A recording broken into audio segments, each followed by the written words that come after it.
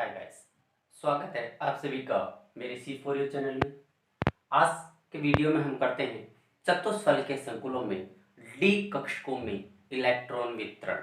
चतुष्फल के संकुलों में डी कक्षकों में इलेक्ट्रॉन वितरण।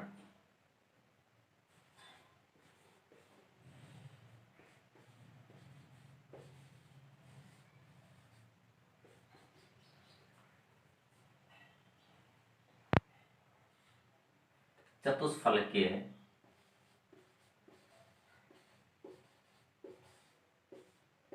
संकुलों में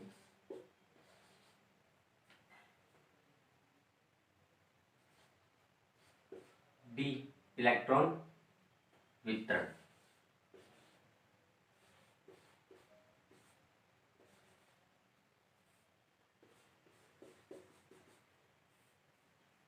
डी कक्षकों में इलेक्ट्रॉन वितरण कह सकते हैं या डी इलेक्ट्रॉन का वितरण किस प्रकार से होता है, तो लिख सकते हैं डी कक्षकों में इलेक्ट्रॉन वितरण लिख देते हैं। डी कक्षकों में इलेक्ट्रॉन वितरण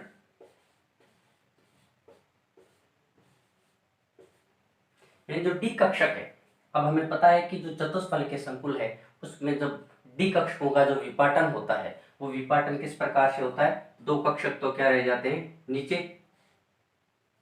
दो कक्षक तो क्या रह जाते हैं नीचे, और जिनको हम क्या बोलते हैं पीजी कक्षक, और तीन क्या रहते हैं ऊपर रहते हैं। ये होता है D X Y, D Y Z और डी जेड एक्स, और ये होते हैं D X square minus Y square और डी जेड स्क्वायर। अब इन कक्षकों में इलेक्ट्रॉनों का वितरण देखना है कि इलेक्ट्रॉन किस प्रकार से इन कक्षकों में भरे जाते हैं। इनको हम क्या बोलते हैं T2G कक्षक कहते हैं। अब इनमें क्या करना है, इलेक्ट्रॉनों को भरना है। तो दुर्बल क्षेत्र लिगेंड की उपस्थिति में और प्रबल लिगेंड क्षेत्र की उपस्थिति में, दोनों स्थितियों में बता देता हूँ। जो मोस्टली होता है वो दुर्बल क्षेत्र लिगेंड की उपस्थिति में चतुष्फल के संकुलों का निर्माण होता है। तो देखते हैं।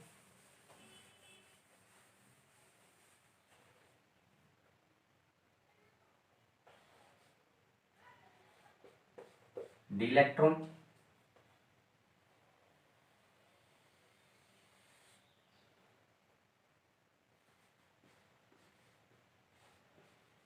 दुर्बल क्षेत्र Eg और T2G। दुर्बल क्षेत्र हो गया, यहाँ पे क्या लिख सकते हैं प्रकृति, अनुचुंबकीय होगी या प्रतिचुंबकीय होगी। यहाँ पे लिख सकते हैं चुंबकीय आघूर्ण, चुंबकीय आघूर्ण mu equal root N N plus 2। ये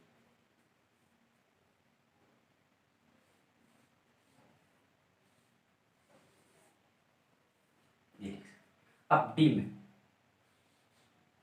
में क्या हो, एक इलेक्ट्रॉन, तो Eg में भरा जाएगा Eg, और यहाँ पे क्या लिख सकते हैं T2G।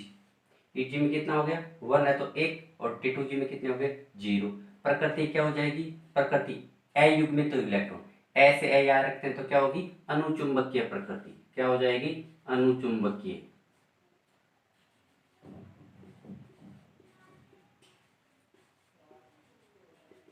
क्या हो जाएगी अनुचुंबकीय, और म्यू का मान कितना हो जाएगा, एक इलेक्ट्रॉन है, एन की जगह क्या लिखना है एक, एक प्लस 2 यानी √3 है, तो √3 का मान कितना होता है 1.73 बोर्न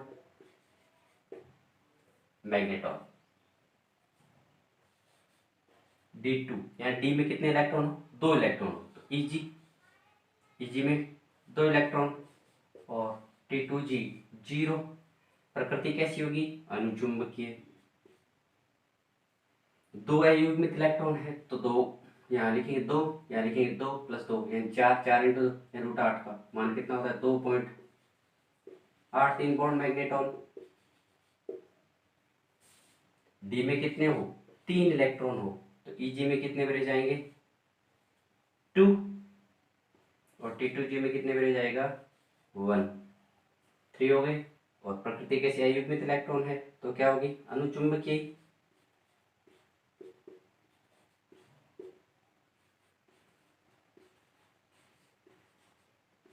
अनुचुंबकीय और 3 इलेक्ट्रॉन है तो 3 का लिए मान कितना होता है, 3.87 बॉन्ड मैग्नेटॉन।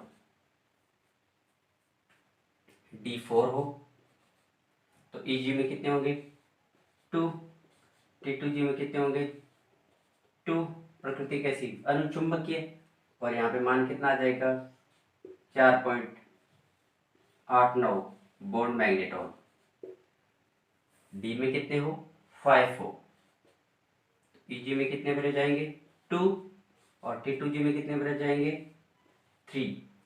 प्रकृति कैसी होगी, अणु, यानी सारे क्या है अयुग्मित इलेक्ट्रॉन है तो इसका मान कितना हो जाएगा 5.91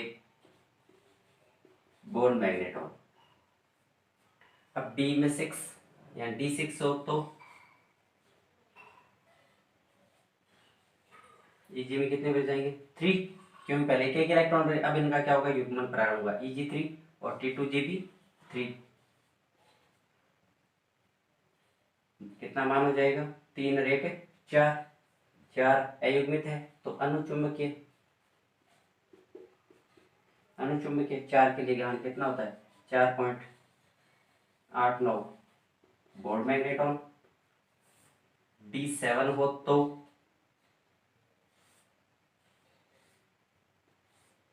D7 Eg में कितने हो जाएंगे 4 और T2G में कितने हो जाएंगे 3। प्रकृति कैसी होगी अनुचुंबकीय और कितना मान हो जाएगा 3.87 बॉन्ड मैग्नेटॉन। 8 होंगे तो Eg में कितना होगा 4 और T2G में भी कितने हो जाएंगे 4। और प्रकृति कैसी होगी अनुचुंबकीय, मान कितना आ जाएगा 2.83 बॉन्ड मैग्नेटॉन। D9 हो तो Eg में कितने होंगे 4, T2G में कितने हो जाएंगे 5 और अनुचुंबकीय और इसका मान कितना हो जाएगा 1.73 बॉन्ड मैग्नेटॉन। और D में 10 हो तो Eg में कितने भरे जाएंगे 4 और T2G में कितने भरे जाएंगे 6। प्रकृति क्या हो जाएगी प्रतिचुंबकीय। प्रतिचुंबकीय क्यों हो जाएगी, क्योंकि सारे के सारे क्या हो गए युग्मित हो गए, 6 4 10 हो गए, इसका मतलब सारे के सारे क्या हो गए युग्मित हो गए और इसका मान कितना होगा 0 होगा। ये होता है चतुष्फल के संकुल में तो दुर्बल क्षेत्र होगा या दुर्बल लिगेंड की उपस्थिति में उनके लिए जो इलेक्ट्रॉनिक भरा जाएंगे वो इस प्रकार से भरे जाएंगे। प्रकृति ये होगी और उनकी चुंबकीय म्यू का मान क्या होगा ये आएगा। अब देखते हैं प्रबल क्षेत्र लिगेंड हो तब क्या स्थिति बनती है।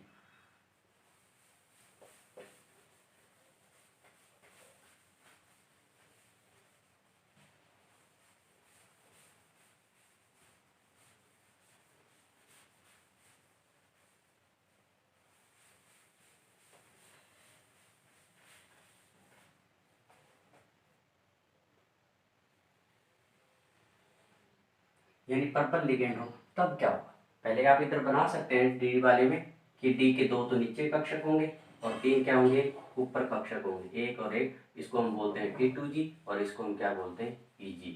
अब प्रबल लिगेंड है, अब एक इलेक्ट्रॉन हो तो Eg में कितना भरा जाएगा 1 और T2G में कितना भरा जाएगा 0। प्रकृति क्या होगी अनुचुंबकीय।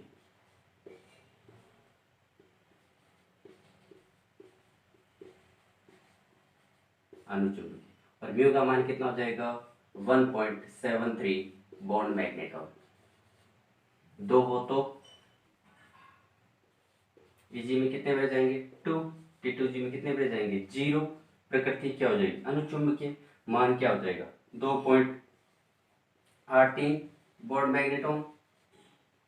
यदि डी में कितने हो 3 हो, अब 3 होंगे तो प्रबल होगा तो वापिस इसमें क्या भरे जाएगा युग्मन होगा, इसका मतलब Eg में कितने भरे जाएंगे 3 और T2G में कितने भरे जाएंगे 0। तीन हो गए तो एक दो तीन, अब एक रह गया, तो प्रकृति क्या हो जाएगी, अनुचुंबकीय।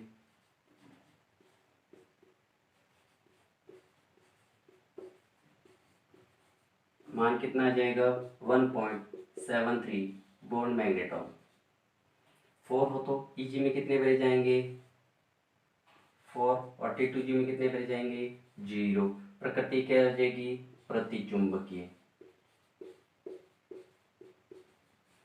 प्रकृति क्या हो जाएगी, प्रतिचुंबकीय। और म्यू का मान कितना हो जाएगा, 0। 5 हो तो 4 हो गए, 5 भरा जाएगा, इसका मतलब ईजी में कितने भरे जाएंगे, 4, और T2G में कितने भरे जाएंगे, 1। प्रकृति क्या हो जाएगी, अनुचुंबकीय। और इसका मान कितना हो जाएगा, 1.73 बोर्न मैग्नेटॉन। 6 हो तो ईजी में कितने भरे जाएंगे, 4, और T2G में कितने भरे जाएंगे, 2। आगे ना 1 2 3 4 5 6 6 एंड 2, यानी क्या प्रकृति आ जाएगी, अनु।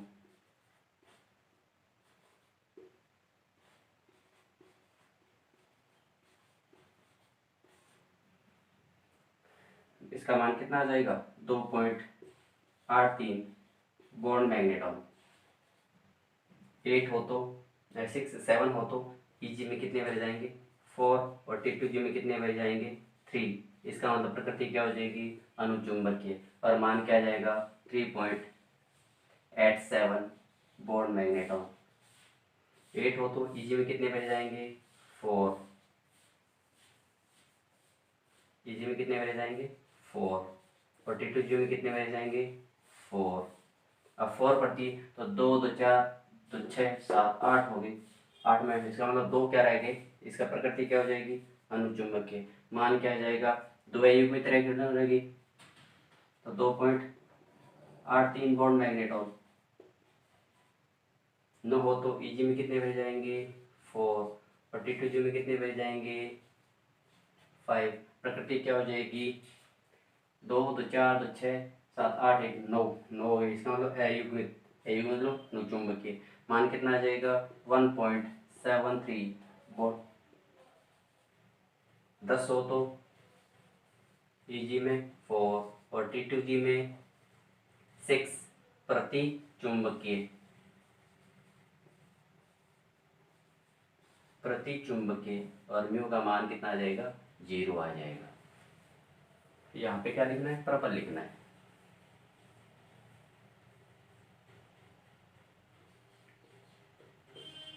प्रबल क्षेत्र ईजी और T2G। अब ये हो गया क्या, प्रबल क्षेत्र की उपस्थिति में किस प्रकार से जो लिगेंड्स होंगे प्रबल क्षेत्र के, तो ईजी और T2G में किस प्रकार से लिगेंड भरे यानी इलेक्ट्रॉन्स भरे जाएंगे, प्रकृति क्या होगी, और उनकी चुंबकीय गुण का मान क्या होगा। तो इस आधार पे हम चतुष्फलकीय में दुर्बल लिगेंड हो चाहे प्रबल लिगेंड हो, दोनों स्थितियों में डी कक्षों में क्या भर सकते हैं, इलेक्ट्रॉनों को वितरण कर सकते हैं। ठीक है, वो एक छोटा सा टॉपिक है, उसको क्या कहते हैं, क्रिस्टलीय क्षेत्र विपाटन ऊर्जा अष्टफलकीय की, और जो चतुष्फलकीय की क्रिस्टल क्षेत्र विपाटन ऊर्जा है, उन दोनों के बीच में क्या है, संबंध है, रिलेशन है। उन दोनों के बीच में क्या रिलेशन होता है, वो होता है delta T equal 4/9 delta not. यानी अष्टफलकीय संकुलों के क्रिस्टल विपाटन ऊर्जा और चतुष्फलकीय संकुलों के क्रिस्टल विपाटन ऊर्जा के बीच में यह संबंध होता है।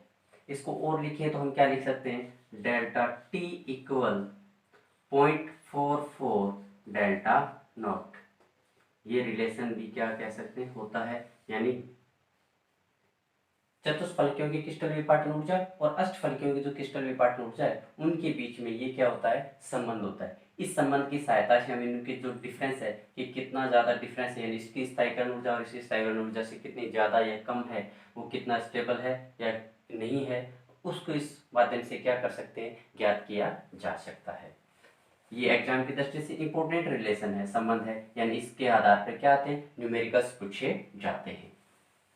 अगला जो टॉपिक है वो है CFSE। CFSE क्रिस्टल क्षेत्र स्थायीकरण क्षेत्र स्थायीकरण ऊर्जा क्या आता है? क्रिस्टल क्षेत्र स्थायीकरण ऊर्जा। अष्टफल के संकुल और जो चतुष्फल के संकुल है उनके लिए हम क्या ज्ञात करेंगे? क्रिस्टल क्षेत्र स्थायीकरण ऊर्जा ज्ञात करेंगे। तो इनके लिए अपने पास फॉर्मूले हैं। पहले हम ज्ञात करते हैं अष्टफल के लिए जो फॉर्मूला है वो लिखते हैं। अष्टफल की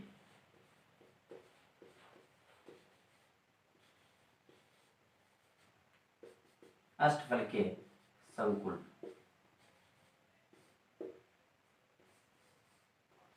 अब अष्टफल के संकुल है उसके लिए CFC किस प्रकार से ज्ञात करते?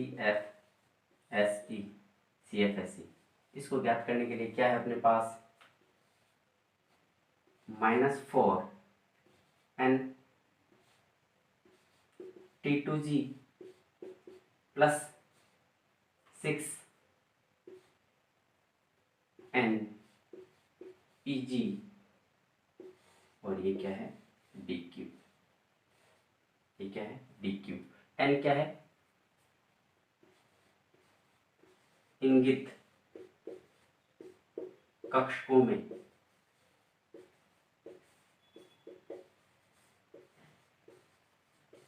इलेक्ट्रॉनों की संख्या।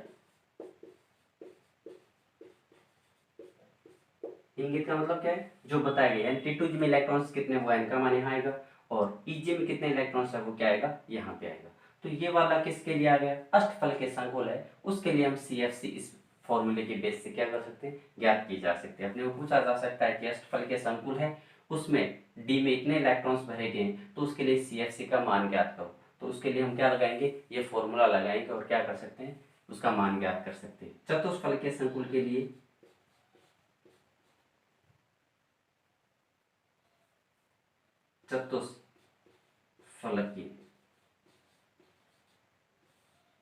चतुष्फल के संकुल। अब चतुष्फल के संकुल हो तो उसके लिए भी हम क्या ज्ञात करते हैं? CFC। तो उसके लिए क्या होगा? CFSE